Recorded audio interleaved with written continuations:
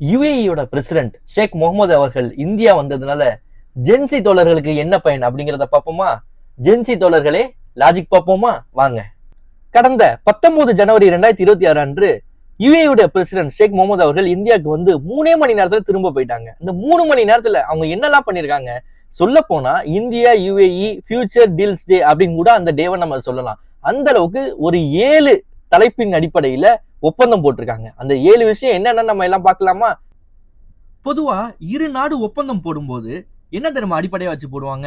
எங்கள்கிட்ட உள்ள பொருளை உங்களுக்கு கொடுக்குறோம், உங்கள்கிட்ட உள்ள பொருளை எங்கள்கிட்ட கொடுங்க அப்படின்னு தான் ஒப்பந்தம் போடுவாங்க. அந்த அடிப்படையில இந்தியாவும் யுஏஇயும் ஃபர்ஸ்ட் ஒரு விஷயத்துல ஒப்பந்தம் போடுது. என்ன அப்படின்னா எல்என்ஜி, லிக்விஃபைட் நேச்சுரல் கேஸ். எல்என்ஜினா என்ன? நம்ம வீட்டுல சமையலுக்குலாம் யூஸ் பண்றோம்னா ஒரு கேஸ், அந்த கேஸ் பேர் தான் எல்என்ஜி. அப்போ இந்த கேஸ் வந்து யுஏஇல அதிகமா இருக்குது.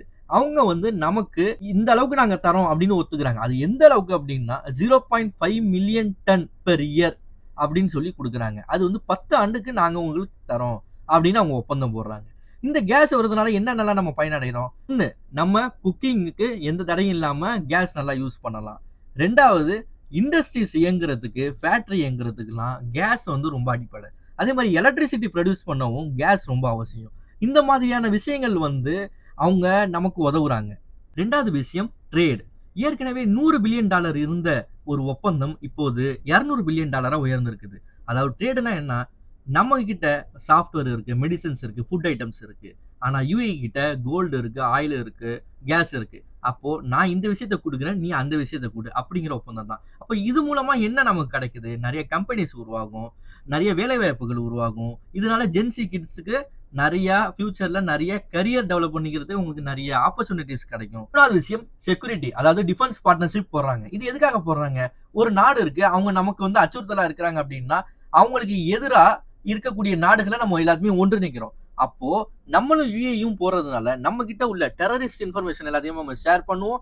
அதே மாதிரி அவங்களுக்கு பயிற்சியும் கொடுப்போம். அவங்களுக்கு கிடைக்கக்கூடிய விஷயத்த நமக்கும் அவங்க ஷேர் பண்ணுவாங்க. இந்த மாதிரி 2 நாடுகள் மத்தியில இந்த மாதிரியான ஒரு பகிர்தல் வந்து இருக்கும், ட்ரைனிங் இருக்கும். இவங்க ட்ரைனிங் ப்ரொவைட் பண்ணுவாங்க, அவங்க ட்ரைனிங் ப்ரொவைட் பண்ணுவாங்க. இது மாதிரியான விஷயங்களுக்கு ஒப்பந்தம் போட்டிருக்கு. 4வது, அவங்க இன்ஃப்ராஸ்ட்ரக்சர்ல இன்வெஸ்ட்மெண்ட் பண்றாங்க. Ports, railways, renewable energy, Dholera smart city அப்படிங்கிற விஷயத்துல அவங்க இன்ஃப்ராஸ்ட்ரக்சர்ல இன்வெஸ்ட்மெண்ட் பண்றாங்க மேம்படுத்துறதுக்காக. இதன் மூலமா ஜென்சி கிட்ஸுக்கு நிறைய வேலை வாய்ப்புகள் பெருகும். 5வதா ஏஐ. ஏஐ இப்போதைக்கு நவீன உலகத்துல ஏஐ ரொம்ப மிகப்பெரிய ரோலை வந்து பிளே பண்ணுது. அப்போ அதை அமைக்காம இருப்பாங்களா? அதுக்காக தான் இதுலயுமே அவங்க கால் ஊன்றாங்க. அப்போ நமக்கு என்னென்ன கிடைக்க போகுது? டேட்டா சென்டர் அமைக்க போறாங்க, ஏஐ ரிசர்ச் சென்டர் அமைக்க போறாங்க. இதன் மூலமா ஏஐ படிக்கக்கூடிய இன்ஜினியர்ஸ்க்கோ அது சம்பந்தமா கோர்ஸ் படிக்கக்கூடியவங்களுக்கோ நிறைய வேலை வாய்ப்புகள் பெருகும். ஏஐனால நிறைய வேலை வாய்ப்பு குறையும் அப்படிங்கிற ஒரு கான்செப்ட் மத்தியில ஏஐனால நிறைய ஜாப்ஸ் கிரியேட்டிவ் பண்ணிட்டு இருக்கிறாங்க. அதனுடைய ஒரு வடிவம் தான் இது. 6வதா நம்முடைய ஸ்பேஸ்லையும் நியூக்ளியர் அட்வான்ஸ் பவர்லையும் அவங்க இன்வெஸ்ட்மெண்ட் பண்றாங்க. அதுல 2 பேருமே சேர்ந்து கொலாபரேட்டிவா நிறைய விஷயங்கள் புதுசாக கண்டுபிடிக்கணும் முயற்சி பண்றாங்க. அது மாதிரியான ரிசர்ச்சை மேம்படுத்துறதுக்கும் அவங்க 2 பேருமே நம்ம சேர்ந்து பண்ணுவோம் அப்படின்னு சொல்லிட்டு அவங்க ஒரு முயற்சி எடுக்கிறாங்க. அப்புறம் 7வதா மிக முக்கியமான விஷயம், இந்தியாவில் இருக்கக்கூடிய 35 லட்சம் பேருக்கு மேல யுஏஇல வசிக்கிறாங்க. அவங்க லேபராவோ, இன்ஜினியர்ஸாவோ, டாக்டர்ஸாவோ என்ன பொசிஷன்ல வேணாலும் இருக்கிறாங்க. அவர்களுடைய நலனை இந்த அரசு காக்கணும்ல. அதனால worker rights, safety, skill development இதுக்கு எல்லாத்துக்கும் உத்தரவாதம் கொடுங்க அப்படின்னு சொல்லி நம்முடைய நாடு அவங்க நாடு கிட்ட கேட்குது. அவங்க 2 பேருக்குமே அதுல வந்து நாங்க கொடுப்போம் அப்படிங்கிற ஒப்பந்தம் வந்து நிறைவேறுது.